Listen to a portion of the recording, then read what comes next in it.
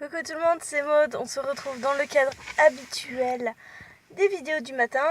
Nous sommes le vendredi et je ne sais jamais la date. 15, 16, 17, 18, 19. Vendredi 19 août. Il est 6h35 pour changer. Et je vous fais un petit bilan. Hier soir, je n'ai pas lu. Après avoir fini Le Nom du Vent, je me suis accordé une petite pause. Histoire de souffler un peu, parce que ça a été une lecture très intense, très dense, une super lecture de toute façon. Et j'ai choisi ma lecture pour aujourd'hui qui n'était pas dans ma palle prévisionnelle. Je sors plein de trucs en ce moment qui ne sont pas dans ma palle. Mais je suis à 1442 mots, si je ne me trompe pas. Et il faut que j'avance, parce que dimanche, il faudra que je sois à plus de 2000 mots pour être à la moitié du défi. Alors, j'ai pris Nos âmes jumelles de Samantha Bailly aux éditions Rajo. Pourquoi j'ai pris ce livre-là? Parce que il n'est pas très long, enfin, pas très long. Tout est relatif. Je sais pas où va s'arrêter. Je veux pas en lire la fin en plus, c'est chiant. Il fait à peu près 310 pages. Il est écrit très très grand, avec des échanges de mails. Donc ça va se lire hyper vite. Je vais le finir aujourd'hui. De toute façon, j'ai pas le choix parce qu'en fait, il rentre dans pas vraiment de catégorie. À part le Nabus 2000 livre lu en une journée. Je pourrais aussi le mettre dans la catégorie Polynectar, un personnage qui ne te ressemble pas. Parce que franchement, on suit deux jeunes filles.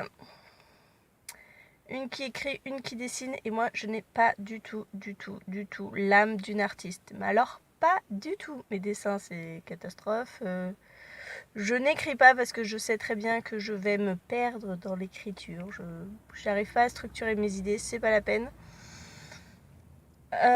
Donc j'ai hâte de découvrir Samantha Bailly parce que je ne l'ai pas encore lu alors que j'ai 3 livres d'elle dans ma palle. Normal. Je vous reprends peut-être au boulot. Et puis c'est tout. Coucou, me voilà arrivée sur mon lieu de travail. Et je dois dire que j'ai un petit dilemme parce que donc j'ai attaqué Nos âmes jumelles dans le train et j'en suis à plus de la moitié. Donc mon dilemme, c'est que je savais que ça allait se lire vite, mais je ne pensais pas à ce point, donc je n'ai pas emmené d'autres livres. Donc il y a de grandes chances que je termine ce livre avant la fin de la journée de boulot, parce que je vais lire entre midi et 2. Je vais probablement le finir en attendant mon train, donc je vais avoir plus d'une demi-heure où je ne vais rien avoir à lire. Je n'ai pas ma liseuse et je sais pas. Mon dilemme, c'est est-ce que je ne lis rien pendant cette demi-heure, quitte à perdre du temps et à prendre peut-être du retard sur le challenge. C'est dommage. Après, j'ai accès à mes e-books Kobo dans mon téléphone. Je suis pas trop fan de lire sur le téléphone. Et puis surtout, j'ai pas d'e-book que j'avais sélectionné. Dans ma palle, j'ai suffisamment de livres papier. Donc franchement, je sais pas ce que je vais faire. Pour parler de Nos âmes jumelles, ça se lit super vite. C'est l'histoire de Sonia qui écrit et de Lou qui dessine. Elles ont des caractères complètement à l'opposé. Enfin bon, on découvre un petit peu les vies de chacune par rapport à leur vie familiale. Ça veut rien dire ce que je viens de dire. Super mode. On alterne les chapitres entre Sonia et Lou, ce qui nous permet de comprendre un petit peu ce qu'elles vivent au quotidien dans leur famille. À l'école, il y a des petites histoires de garçons, forcément, chacune est attirée par un garçon. L'une est plus à l'aise que l'autre, enfin bon, bref. Et puis elles en discutent entre elles, elles ont un projet commun. c'est plutôt sympa, ça se lit hyper vite. On parle... Ouais, c'est une écriture actuelle, avec les réseaux sociaux, Internet, les problèmes à l'école, l'homosexualité. Voilà, c'est des thèmes récurrents qu'on retrouve dans pas mal de livres jeunesse, young adulte. Dans du contemporain, la plume de Samantha Bailly a rien d'exceptionnel, mais c'est ce qui fait quand même toute la beauté de cette écriture. C'est simple mais efficace. Voilà. Donc ce livre sera fini, ça c'est clair. Et ça me fera 310 pages de plus dans mon décompte. Allez, je vous laisse, je vais travailler. C'est vrai? Mais pourquoi tu le manges facilement? Parce que c'est dégueulasse. Quelqu'un a quelque chose d'autre à manger après? J'ai des pastilles de déjeuner. Voilà, je prendrai une petite pastille. Parce que c'est vraiment si dégueulasse que ça, mais pourquoi vous mangez un apéro aussi? 1, 2, 3. Bah, tu veux que je fasse quoi que j'avale? Bon, ça ressemble à un.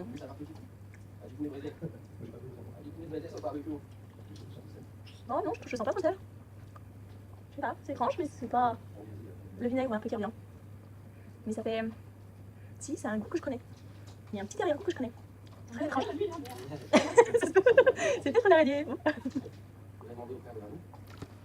Je reviens, là il est 19h45.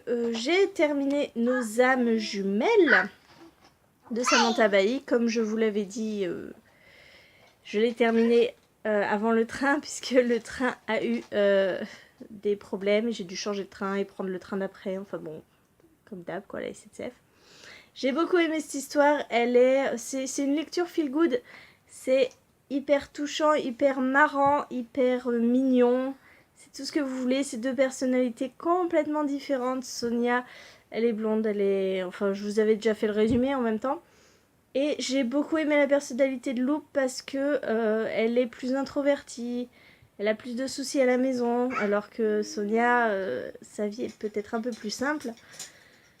J'ai beaucoup aimé aussi le fait que ce soit un petit clin d'œil, une histoire vraie en quelque sorte, puisque si vous connaissez un minimum Samantha Bailly, vous savez qu'elle a rencontré une de ses meilleures amies sur un forum, que cette fille-là est mangaka, qu'elles sont en train d'écrire un manga ensemble. Donc c'est largement inspiré de faits réels, et puis il y a un petit clin d'œil hyper mignon à cette copine-là, puisque lorsque les deux filles là vont à la Japan Expo, elles rencontrent une Mia qui est mangaka, une des rares mangaka en France, qui a fait ses études à Lyon. Donc trop de coïncidences, je pense pas. Donc c'est un super hommage à sa copine, et c'est une très belle histoire. C'est pas comme ces autres histoires où vous pouvez trouver voilà, une amitié qui est brisée par... voilà, vous attendez à ce qu'il y ait un truc qui casse cette amitié, mais finalement c'est qu'un... Enfin bon, c'est souvent un petit peu le même schéma. Là, c'est mignon, ça continue comme ça a toujours été dès le départ, et j'ai beaucoup aimé ce livre. Vraiment, vraiment, il se lit super vite, hein. Franchement, en 2 heures, il est bouclé, hein. Il fait 310 pages. Je m'excuse, ma fille fait n'importe quoi. Ah, un train. Il était pas long, il y avait que la locomotive. Je vous la montre pas parce qu'elle est toute nue, elle sort du bain. Mais elle est en train de faire du grand n'importe quoi. Bref, j'ai adoré. Voilà, 300, je sais plus combien de pages atterrissent dans ce challenge en plus. Je suis à 1700 et quelques. Dès ce soir, je vais entamer une autre lecture et je pense que ce sera celle-ci. Julia, arrête un petit peu là. Horror Store. J'adore. Je pense qu'il y a beaucoup de choses à lire en dehors de l'histoire. Bon, je vous montre un petit peu le train. C'est ça qui parasite mes vidéos. C'est ça. Et ça faisait très longtemps qu'ils n'avaient pas parasité mes vidéos, mais là pour un vlog, il n'y a pas le choix, hein. Donc Horror Store, vous voyez, c'est le catalogue Ikea, mais de l'horreur. J'ai hâte de le commencer celui-là parce que je l'ai depuis très longtemps. Je l'ai depuis très très longtemps et il me fait très envie. Voilà, je vous fais des bisous, je vous souhaite une bonne soirée. En commentaire, n'hésitez pas à me dire si vous faites le challenge, où vous en êtes et tout parce que j'ai envie de le réussir et il faut me motiver. Voilà, je vous fais des bisous, salut!